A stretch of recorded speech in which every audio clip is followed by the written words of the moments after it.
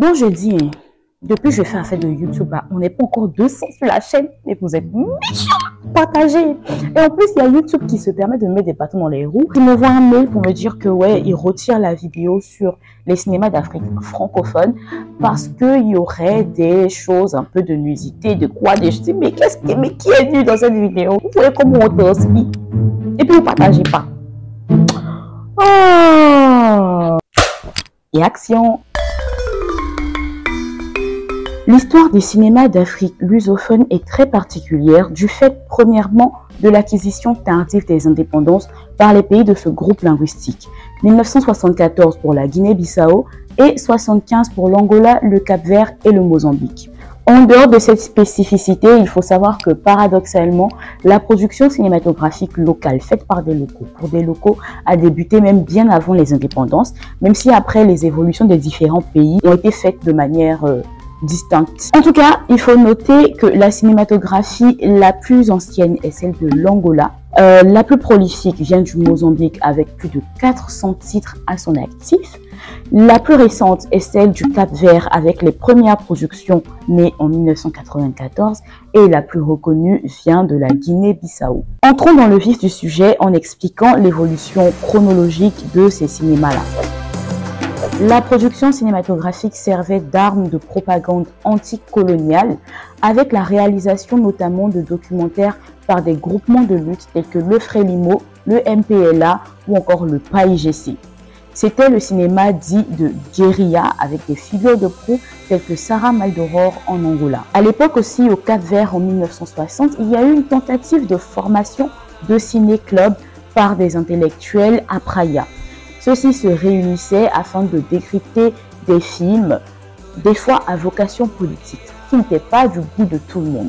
Ainsi, en avril 1961, le PIDE, la police politique du Portugal, a mis fin aux activités de ce ciné-club en arrêtant et en emprisonnant les deux leaders de ce mouvement et aussi en déportant d'autres. Autant dire qu'après ça, on n'a plus d'autres tentatives jusqu'aux indépendances. En 1975, l'indépendance a coïncidé avec le couronnement de l'effort cinématographique de l'époque, avec la création de l'Institut du cinéma du Mozambique, à l'époque dirigé par Rui Guerra. Il avait pour vocation de produire des films engagés, rentables, prolifiques, liés aux thèmes et aux réalités de l'indépendance militaire, psychologique, sociologique, pédagogique et culturelle du Mozambique en particulier, mais plus grandement de l'Afrique australe. En Angola, par contre, la production cinématographique a drastiquement chuté à cause du manque d'infrastructures, du manque d'investissement et aussi à cause des guerres internes qui liaient plusieurs factions opposées. Cependant, la télévision a été créée en 1975, ce qui a permis à certains réalisateurs tels que Rui Duarte de Carvalho ou Antonio Olé de s'exprimer et de créer des documentaires pour ce média. Au Cap-Vert, la télévision nationale est arrivée aussi après les indépendances, ce qui a suscité certaines productions de documentaires qui parlaient surtout du folklore de l'île, de la beauté des paysages et de tout ce qui était traditionnel.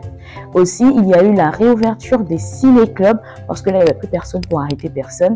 Donc, l'objectif était vraiment de pouvoir mettre en lumière des productions, même étrangères, pourquoi pas, de pouvoir créer de la discussion autour de ces productions et de pouvoir apporter une instruction à la population à travers certaines analyses de films.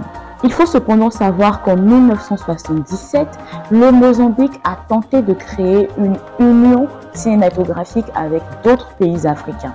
Le but était de mettre un blocus aux productions étrangères qui venaient quelque peu polluer l'univers cinématographique de l'Afrique, mais aussi de créer une alliance interafricaine, un circuit de distribution qui permettrait de se donner mutuellement de la force, tout simplement. L'initiative, aussi belle soit-elle, n'est pas allée très loin à cause du manque d'implication de certains, sinon de la majorité des pays de cette union. Le Mozambique s'est dit, ok, très bien, chacun pour sa gueule, que chacun s'occupe de ses affaires. Et ils se sont alors concentrés sur leur institut de cinéma. Ainsi, ce dernier s'est agrandi pour finalement se doter d'un laboratoire, d'une cinémathèque et d'un programme de formation. Pendant les années de pointe de l'Institut, c'est-à-dire entre 76 et 86, c'était pas loin de 3 groupes d'experts qui se relayaient 24 heures sur 24 afin d'écrire, filmer, monter des actualités, des documentaires, mais aussi, pourquoi pas, de la fiction. Alors, pendant ces années de pointe-là, l'Institut a produit pas loin de 395 éditions hebdomadaires, 119 documentaires courts et 13 documentaires longs ou long métrage ou feuilletons, voilà, à vous de voir.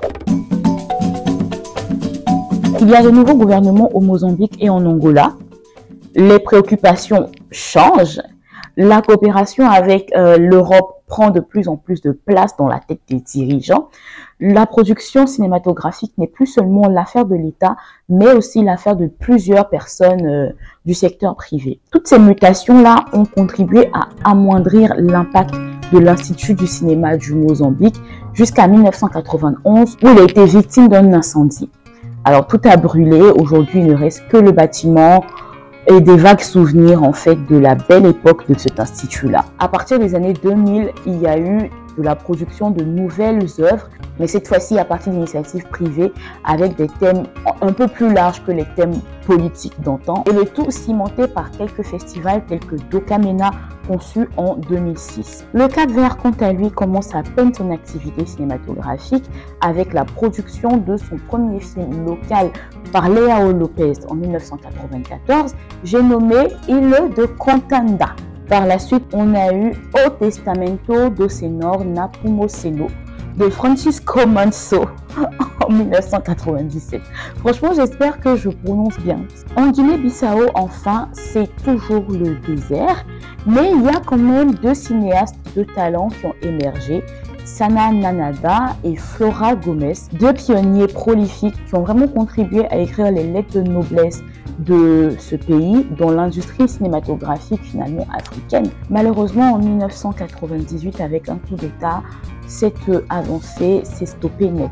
Voilà égrené les grands moments des cinémas d'Afrique lusophone.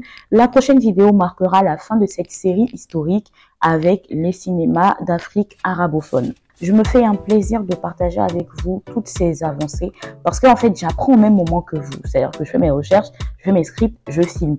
Et donc, pour moi, c'est un partage et je serai très heureuse de voir vos retours sur ces partages-là. Ah oui, et abonnez-vous, je vous promets, je suis drôle. C'est vrai que là, je fais une série historique qui est plutôt académique et calme. Mais voilà, il y a des belles vidéos qui viennent, quoi. Et en coupe, c'est dans la boîte.